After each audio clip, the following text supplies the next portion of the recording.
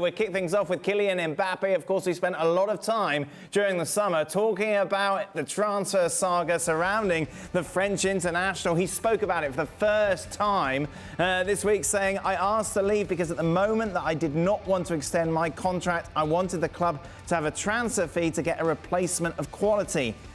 PSG is a club that has brought me a lot. I've always been happy the 4 years I've spent here, and I still am. I wanted everyone to come out of this stronger, that we leave hand in hand to make a good deal, and I respect that. People have said that I refuse 6 or 7 offers of extension, that I do not want to talk to Sporting Director Leonardo. This is absolutely not true.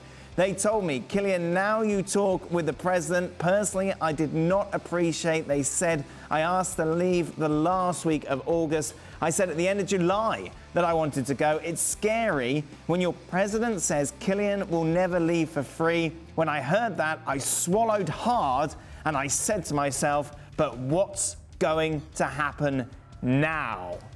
Well, a lot to pick apart there. Jules, I just want to start with the fact that obviously... Hey, say goodbye then.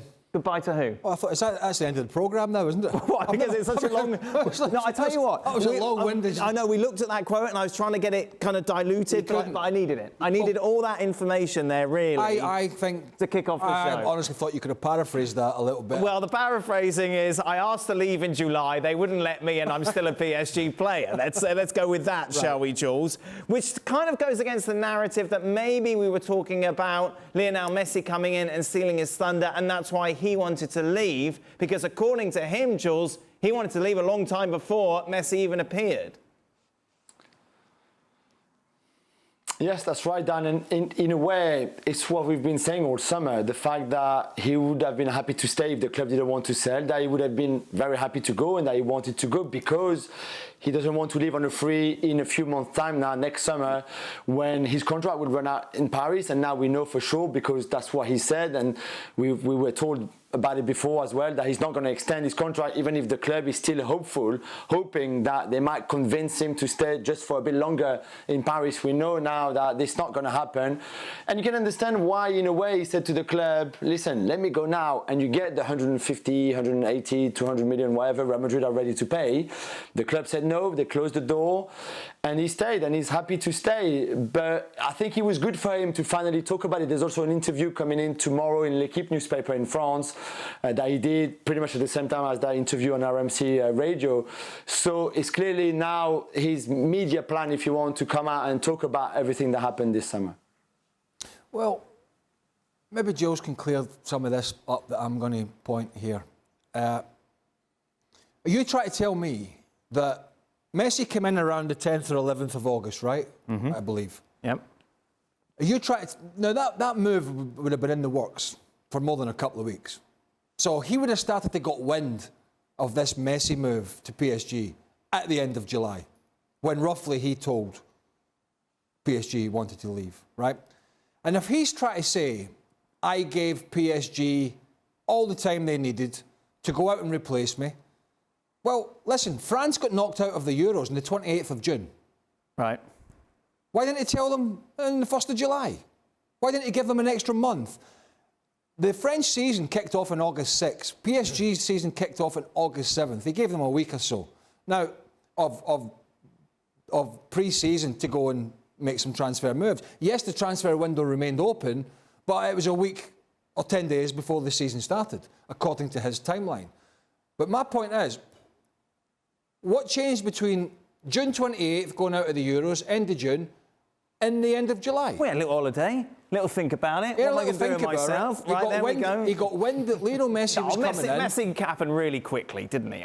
These things just happen in a couple of days. No, but Messi is an anomaly in that sense, because everyone thought he was going to stay at Barcelona, didn't, and then PSG went, come here. He would have known that they were making moves to try and get the Messi deal done. I'm not suggesting it was anywhere near done at the end of July, but what I'm saying is that was in the pipeline for quite a while.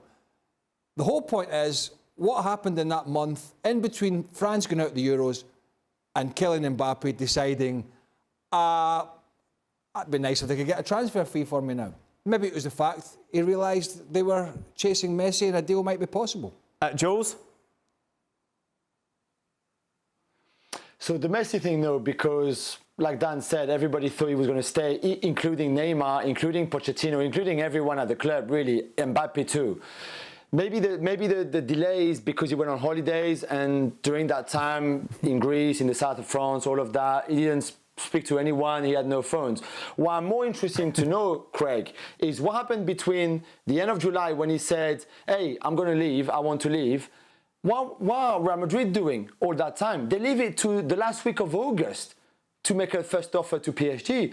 In that case, at the end of July, Mbappe said, I want to go to Real Madrid. Real Madrid come in and say, okay, we give you 150 million, 160, 180 million. Then maybe PSG do the deal then. They're never going to do the deal with 5 days to go in the transfer window. So what did Real Madrid do all that time? Because when we were asking PSG through August, hey, what's happening with Kylian? They kept saying, well, we've got no offers on the table. We're not going to sell it to a ghost. No one is bidding for him. No one is putting money on the table for him. Who do you want us to sell to? Which is a fair point. Mbappe can say whatever he wants in July. Oh yeah, I want to leave. Okay, where? To who? Who is giving the money? No one. What did Real Madrid do all that time? Once he said to PSG, I want to go to Real Madrid, what was Florentino Perez doing all that time? Why did he make that first offer so late then? Knowing that Mbappe told PSG at the end of July that he wanted to go and join Real Madrid. And that's where the problem was for Real Madrid then. And I don't know what happened and why they took so long to make that first offer. To answer your question, what happened to Real Madrid was Florentino Perez, because he was still sniffing about, talking garbage about Super Leagues and whatnot. So we got no money. The bottom line here is, look, we can butter all this up. You know, maybe he should have told him a month before. Maybe he should have did this. Maybe he should have did that. Might have been because of Messi coming in and his ego was a little hurt and he thought it might happen. Whatever the case, he's leaving for free. Right. Yes. And people have to get used to that. And I'm sure PSG will survive, and somebody's going to get a heck of a good player who has, without doubt, got an ego that has to be massaged.